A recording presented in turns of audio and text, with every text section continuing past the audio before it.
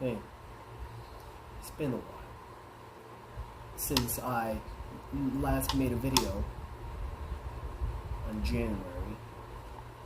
But the reason why I'm making this video is because I have a big emergency. So let me introduce you all to Thunder, my bird. She's a female.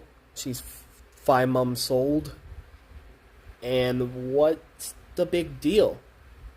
So the emergency is 2 days ago, I accidentally stepped on her with my own feet.